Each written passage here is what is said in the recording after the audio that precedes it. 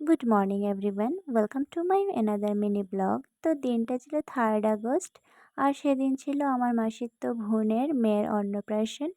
আর আমরা সকাল সকাল বেরিয়ে পড়েছিলাম সেখানে যাওয়ার উদ্দেশ্যে। তো প্রথমেই আমরা চলে এসেছিলাম আমার মাসির ঘরে। এখান থেকে সবাই একসাথে রেডি হয়ে তারপর যাব মেন ভেন্যুতে।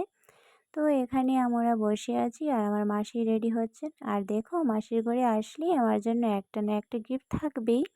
তো আমি আমার হেয়ারটা ঠিক করে নিলাম বেরিয়ে পড়বো বলে, কিন্তু দেখো এত বৃষ্টি হয়েছিল, তারপরও আমরা হার মানিনি। বৃষ্টিতে ভিজে ভিজে আমরা চলেই আসলাম আমাদের মেইন ডেস্টিনেশনে। তো অন্নপ্রাশনটা হয়েছিল একটা মন্দিরে, আর এই মন্দিরটা এত সুন্দর দেখো। তারপর চলে গেলাম মন্দিরের ভিতরে। তো ভিতরটা আরও সুন্দর। আর এখানে ঠাকুর প্রণাম করে তারপর দেখতে গেলাম রান্নাঘরে কি কি রান্না হচ্ছে। আর এখানে দেখো আমার মাসি নিজেই রান্না করতে লেগে গেলেন। ভাই নাতিনের অন্নপ্রাশন বলে কথা।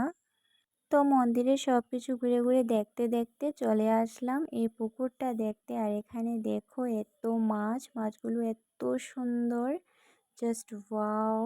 তারপর শ্রীজার মুখে ভাত দেওয়ার সময় হয়ে গেল। তো মন্দিরের সব রীতিনিয়ম মেনে শ্রীজার মুখে ভাত দেওয়া হলো। তারপর এখানে দেখো একজনকে তো ধরাই যাচ্ছে না। তারপর আমাদের খাওয়ার পালা। তো খাওয়া দাওয়া শেষে সবাইকে বাই বলে রওনা হয়ে গেলাম ঘরে আসার উদ্দেশ্যে। তো আসার পথে আবারও বৃষ্টি, তো বৃষ্টি এনজয় করতে করতে ঘরে চলে আসলাম। তো তোমাদের যদি এই ব্লগটা ভালো লেগে থাকে তাহলে লাইক কমেন্ট শেয়ার করে দিও।